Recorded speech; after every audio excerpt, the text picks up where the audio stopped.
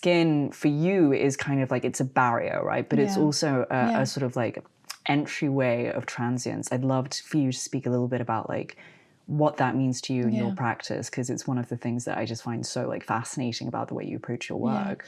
I think skins for me, it's really associated to the concept of abjection that Kristeva was bringing in her books Powers of Horror in the 80s. And for me, it's such an important book because it's really about this abjection, which is like this feeling of almost horror, almost like disgust when we encounter the border of our self-disassembly. So we have this sensation when we encounter blood, when we encounter body fluid of any kind, vomit and corpse. So the cadaver, like the skin, we have this sensation. So that's why actually I started collecting skin in the first time. And now it's just like becoming like a symbol, so important for my practice. It's connecting everything. I mean, like you say, like this connection, like, and being able to connect is another thing that sort of runs through. We've spoken a little bit before this about like the idea of like energy and like things passing through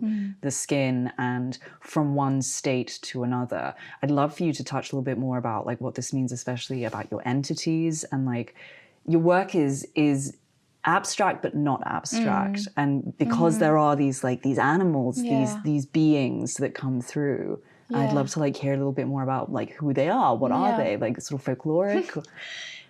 I mean they are, it's true, like you cannot really understand. It's like a really, when you think you're grasping something, you see maybe a flower, you see maybe a fish, something you recognize, you immediately lost it because they are entities in continuum transformation. And actually this is very close to the Strangers, which, you know, take Timothy Morton is a huge inspiration for me. And basically it was saying that when you encounter something that is familiar, actually you think you can know it, you can grasp it, but you lost it completely. And this is very interesting because it's basically challenging this anthropocentric idea that we have of like, we can know everything, we can know nature, we can possess it. But like, that kind of like, I guess, anti-empiricism, where it's like there is this like language beyond. And I think your art speaks very successfully to that. Can you tell me a little bit more about like how do you achieve that? When you're making an artwork, like do you know what it's going to look like when you start it? Or do you let yourself kind of, is it intuition? It's really visceral.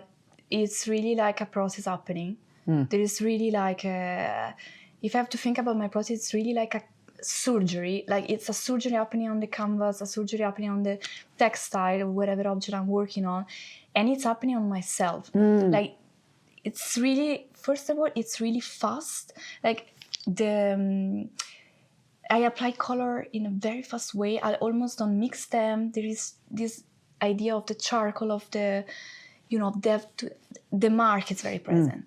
So it's really physical. It's almost like making love. It's like an act of almost like giving birth to something. And when a work is finished, I'm not the same person anymore. Of course. I have a bit of these other entities with me. That's so gorgeous.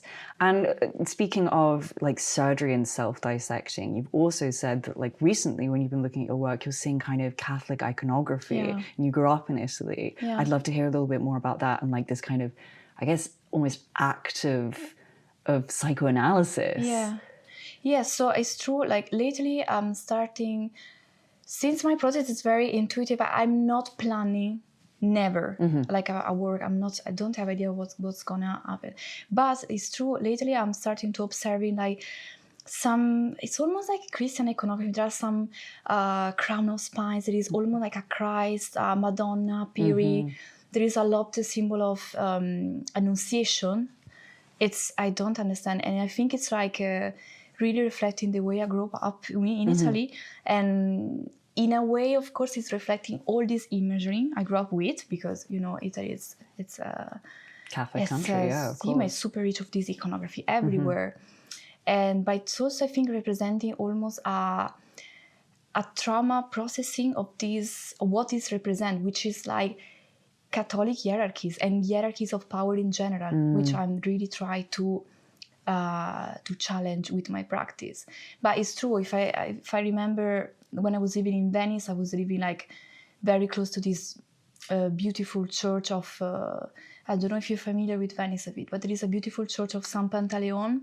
I went once with an ex-boyfriend. Yeah. I'm trying to remember if we did. Oh no, I was there for Biennale, but I don't. Full of churches. Yeah, I was gonna say. I'm sure I saw some churches. And my house was literally in front of this San Pantaleon church, which is the one with the biggest kind of canvas ceiling. Gorgeous! Yeah. So it's and it's really like I remember I was really going kind of every day to just have a meditation, and like you feel this oppressive presence. Oh, 100%. This. I mean, I was speaking about this with my dad the other day. I'm Jewish, but I never feel God more than when I'm in a Catholic church than versus a synagogue. Yeah. Like I'm like, oh yeah, this is definitely where he hangs out. Like there is that kind of feeling.